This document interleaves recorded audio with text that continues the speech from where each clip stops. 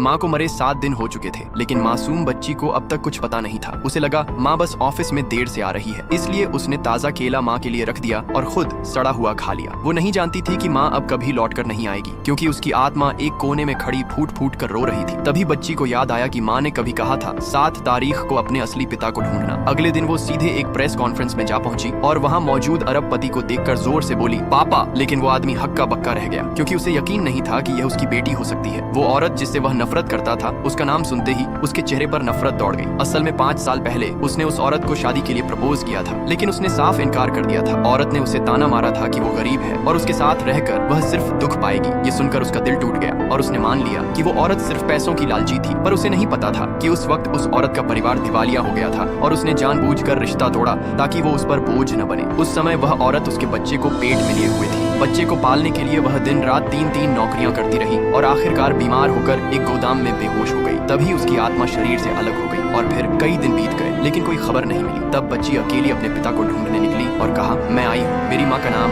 यह सुनकर आदमी का दिल कांप गया, क्योंकि सालों बाद भी वह उस औरत से प्यार करता था। उसने बच्ची की उम्र पूछी और जैसे ही उसने 6 साल बताया, उसका गुस्सा फूट पड़ा। उसे लगा औरत ने जानबूझकर बच्ची को उसके पास भेजा है ताकि उसका पैसा और रुतबा मिले। दरअसल माँ ने जन्म प्रमाण पत्र में लड़की की उम्र 1 साल ज्यादा लिखवाई थी ताकि असलियत छुपी रहे। बच्ची ने माँ की मेडिकल रिपोर्ट दिखाकर खुद को सही साबित करना चाहा, लेकिन आदमी ने रिपोर्ट जमीन पर पटक दी। आत्मा बनी माँ बस देखती रही पर कुछ कर न सकी। तभी आदमी की बहन वहाँ पहुंची और बच्ची को देखकर हैरान रह गई, क्योंकि वो उसके भाई की हूबहू परछाई थी। उसने बच्ची के जख्म से खून पोंछकर DNA टेस्ट के लिए भेज दिया। घर लौटकर बच्ची को खाली पेट रहना पड़ा। खुद ही मरहम पट्टी की और टेडी बियर को माँ की बातें सुनाने लगी। ये सब माँ की आत्मा देख रही थी और तड़प रही थी। दूसरी तरफ आदमी के माता पिता उसे समझा रहे थे कि लड़की झूठ बोल रही है और यह सब उसकी माँ की साजिश है, लेकिन उसकी बहन ने बताया कि खून की रिपोर्ट जा चुकी है और औरत सच में बहुत बीमार है। आदमी खुद सच्चाई जानने निकल पड़ा। उधर नानी बच्ची को कहने लगी कि अगर वो अपनी माँ को राजी कर दे एक बूढ़े अमीर आदमी से शादी करने को, तो ऐश की जिंदगी मिलेगी। बच्ची ने तुरंत इनकार कर दिया और कहा कि माँ कई दिन से लापता है। नानी ने फिर चाल चली और बोली, तुम्हारी माँ ने तुम्हारे नाम एक सौदा तय किया है, बैंक कार्ड तुम्हारे पास है ना? बच्ची ने मासूमियत से कहा, मुझे नहीं पता कार्ड कहाँ है। मामा ने लॉलीपॉप देकर बहलाना चाहा। बच्ची ने चालाकी से अलमारी की ओर इशारा किया। वहाँ से एक डिब्बा निकला जिसमें एक फोटो